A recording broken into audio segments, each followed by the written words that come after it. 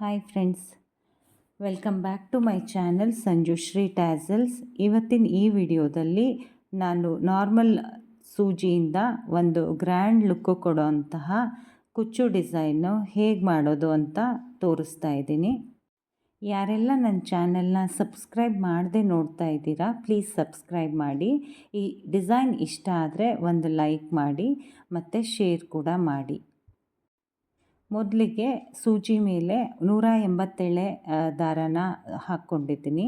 187 ಯಾಕೆ ಅಂದರೆ ಈ ಡಿಸೈನ್ ಸ್ವಲ್ಪ ಸುತ್ತು ಜರಿ ಥ್ರೆಡ್ಡಿಂದ ಜಾಸ್ತಿ ಸುತ್ತೋದ್ರಿಂದ ತೆಳು ಕಾಣಿಸುತ್ತೆ. ಹಾಗಾಗಿ ಸ್ವಲ್ಪ ದಾರನ ಜಾಸ್ತಿ ತೊಗೋಬೇಕಾಗತ್ತೆ. ಮತ್ತು 2 ಸೂಜಿಗೆ ಜರಿ ಥ್ರೆಡ್ನ ಎರಡೆರಡೆಳೆ ಪೊಣಿಸಿ ಇಟ್ಕೊಂಡಿದ್ದೀನಿ.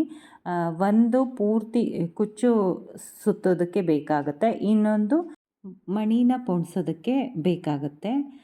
ಹಾಗಾಗಿ 2 ಸೂಜಿನ ಇಟ್ಕೊತೀನಿ. ಮೊದಲನೇ ಸೂಜಿ ದಾರ ಫಸ್ಟು ತಗೊಂಡು ಮಾಮೂಲಿ ಬೇಬಿ ಕುಚ್ಚು ಹೇಗೆ ಕಟ್ತೀವೋ ಅದೇ ರೀತಿ ನಾಟ್ ಹಾಕ್ಕೋಬೇಕು.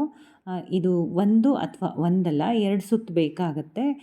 2 ಸುತ್ತು ಹಾಕಿ ಗಟ್ಟಿಯಾಗಿ ಫಸ್ಟು ಸುತ್ತನ್ನು ಟೈಟ್ ಮಾಡ್ಕೊಳ್ಳಿ. ನೀಟಾಗಿ ಕೂರಿಸ್ಕೊಂಡು 2 ಸುತ್ತು ಸಾಕಾಗುತ್ತೆ. ಯಾಕಂದರೆ ಮೇಲ್ಗಡೆ ಮಣಿನ ಕೂರಿಸ್ಬೇಕು. ಹಾಗಾಗಿ ಜಾಸ್ತಿ ದಪ್ಪ ಸುತ್ತಕೊಂಡಾಗ ಅದು ಮಣಿಗಳು ಕರೆಕ್ಟಾಗಿ ಕೂರಲ್ಲ. ಮತ್ತು ಇನ್ನೊಂದು ಸೂಜಿ ತೊಗೊಂಡು ಅದನ್ನು ಕುಚ್ಚು ಒಳಗಡೆಯಿಂದ ತೂರಿಸ್ಕೊಂಡು ಮೇಲ್ಗಡೆ ತೊಗೊಂಬರಬೇಕು. ಜರಿ ಥ್ರೆಡ್ಡನ್ನು ಸ್ವಲ್ಪ ಉದ್ದನೇ ಇಟ್ಕೋಬೇಕು. ಅಂದರೆ ಕುಚ್ಚು ಎಷ್ಟು ಉದ್ದ ಇರುತ್ತೋ ಅಷ್ಟು ಉದ್ದನೂ ಇಟ್ಕೋಬೇಕು. ಇದಕ್ಕೆ ನಾನು 4 ಮಣಿನ ಪೋಣಿಸ್ಕೊಂಡಿದ್ದೀನಿ. ಪೋಣಿಸ್ಕೊಂಡು ಕರೆಕ್ಟಾಗಿ ಮಧ್ಯಕ್ಕೆ ಬರೋ ಥರ ನಿಲ್ಲಿಸ್ಕೋಬೇಕು ಅದನ್ನು. ಮತ್ತು ಎಡಗೈಯಲ್ಲಿ ಕರೆಕ್ಟಾಗಿ ಮಣಿ ಮತ್ತು ಕುಚ್ಚು ಆಮೇಲೆ ಜರಿ ಥ್ರೆಡ್ಡು ಎಲ್ಲದನ್ನು ಟೈಟಾಗಿ ಇಟ್ಕೊಂಡು ನೀಟಾಗಿ ಬ್ಯಾಲೆನ್ಸ್ ಮಾಡ್ಕೋಬೇಕು.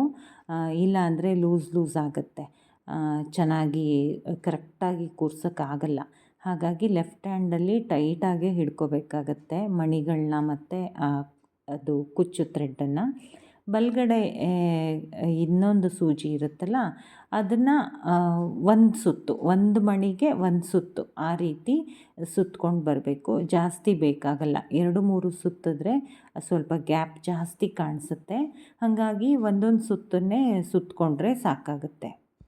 ಗಂಟು ಹಾಕೋವಾಗ ನೋಡಿಕೊಂಡು ಗಂಟು ಹಾಕಿ, ಅಂದರೆ ತುಂಬ ಲೂಸು ಬಿಡಬಾರ್ದು, ಟೈಟಾಗೂ ಎಳಿಬಾರ್ದು.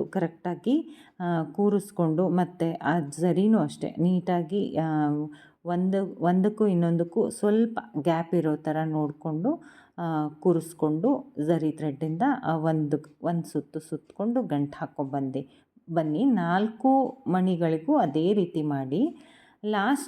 ಲಾಸ್ಟ್ನೇ ಮಣಿ ಹಾಕೋವಾಗ ಕೆಳಗಡೆಗೆ ಮಾತ್ರ 3 ಅಥವಾ 4 ಸುತ್ತು ಸುತ್ಕೊಳ್ಳಿ. ಟೈಟಾಗಿ ಕುತ್ಕೋಬೇಕು. ಯಾಕಂದರೆ ಆ ಜರಿ ಥ್ರೆಡ್ ಇನ್ನೊಂದು ಸೂಜಿ ಇರುತ್ತಲ್ಲ ಅದಕ್ಕೆ ನಾವೆಲ್ಲೂ ಗಂಟು ಹಾಕಿರಲ್ಲ, ಮಣಿಗಳನ್ನ ಹಾಗೆ ಡೈರೆಕ್ಟಾಗಿ ಕೂರಿಸಿರ್ತೀವಲ್ವ. ಹಾಗಾಗಿ ಮೇಲ್ಗಡೆ ಮತ್ತು ಕೆಳಗಡೆ ಎರಡೇ ಅದಕ್ಕೆ ಗ್ರಿಪ್ಪಾಗಿ ಕೂತ್ಕೊಳ್ಳೋಕ್ಕೆ ಗಂಟು ಸಿಗೋದು. ಹಾಗಾಗಿ ಈ ಗಂಟನ್ನು ಟೈಟಾಗಿ ಹಾಕ್ಕೊಳ್ಳಿ. ಜಾರ ಹೋಗಂಗೆ ಬಿಡಬಾರ್ದು. ಕುಚ್ಚನ್ನು ಕಟ್ ಮಾಡಬೇಕಾದ್ರೂ ಅಷ್ಟೇ ನೋಡ್ಕೊಂಡು ಮಾಡ್ಕೊಳ್ಳಿ. ಒಬ್ಬೊಬ್ಬರಿಗೆ ತುಂಬ ಉದ್ದ ಇರಲಿ ಅಂತ ಹೇಳ್ತಾರೆ, ಇನ್ನು ಕೆಲವರು ಬೇಡ ಸ್ವಲ್ಪ ಶಾರ್ಟಾಗೆ ಮಾಡಿ ಅಂತ ಹೇಳಿರ್ತಾರೆ. ಹಾಗಾಗಿ ಹೇಗೆ ಬೇಕೋ ಹಾಗೆ ಕೇಳಿಕೊಂಡು ಜಾಸ್ತಿ ಕಮ್ಮಿ ಮಾಡಿಕೊಂಡು ಕುಚ್ಚನ್ನು ಟ್ರಿಮ್ ಮಾಡ್ಕೊಳ್ಳಿ. ಮತ್ತು ನಾನು ಲಾಸ್ಟ್ ಗಂಟೆಲ್ಲ ಆದಮೇಲೆ ಕೊನೆಗೆ ಸೂಜಿನ ಕುಚ್ಚು ಒಳಗಡೆಯಿಂದ ತಂದು ಎಳ್ಕೊಂಡು ಟೈಟ್ ಮಾಡಿಕೊಂಡು ಟ್ರಿಮ್ ಮಾಡ್ಕೊತೀನಿ. ನಾನು ಬೇಬಿ ಕುಚ್ಚು ಕಟ್ಟೋವಾಗಲೂ ಇದೇ ರೀತಿಯೇ ಮಾಡ್ಕೊಳ್ಳೋದು, ಸೂಜಿಯಿಂದನೇ ಕಟ್ಟೋದು. ನೋಡಿಕೊಂಡು ಕುಚ್ಚನ್ನು ಕಟ್ ಮಾಡ್ಕೊಳ್ಳಿ. ಫೈನಲ್ ಲುಕ್ಕು ಹೀಗೆ ಬರುತ್ತೆ. ನಾನು ಮೊದಲೇ ಒಂದು ಫೋಟೋ ಹಾಕಿದ್ದೀನಿ ಸೀರೆ ಮೇಲೆ ಹಾಕಿದಾಗಂತೂ ತುಂಬಾ ಗ್ರ್ಯಾಂಡಾಗಿ ಕಾಣುತ್ತೆ, ತುಂಬ ಚೆನ್ನಾಗಿ ಕಾಣಿಸುತ್ತೆ. ಈ ಡಿಸೈನ್ ನಿಮಗೆಲ್ಲ ಇಷ್ಟ ಆದರೆ ಕಮೆಂಟ್ ಮಾಡಿ ತಿಳಿಸಿ ಹೇಗೆ ಬಂದಿದೆ ಅಂತ. Okay, thank you, bye.